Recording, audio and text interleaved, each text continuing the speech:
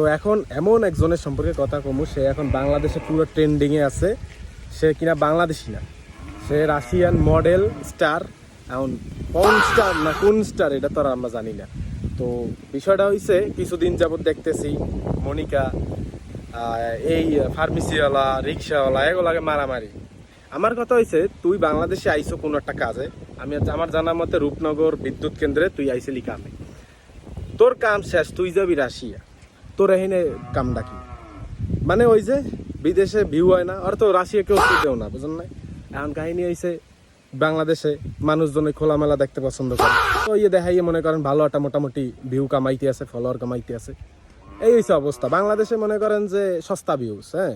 এই না মনে করেন বিদেশে তো আর মানুষ মনে করেন কোয়ালিটিফুল কন্টেন্ট দেখতে পছন্দ করে, বাংলাদেশে তো কোনো ফুল কিছু মনে করেন যে ম্যাটার করে না, বুঝেন নাই? খোলামেলা ভিউজ এই তো দেখতে আসি। মেট্রো রেলে হ্যাঁ ই নাই, জামা কাপড়ের কি অবস্থা, মেট্রো রেলে শুয়ে রয়েছে, এই রাস্তায় চলে, এগুলো কেমন ধরনের?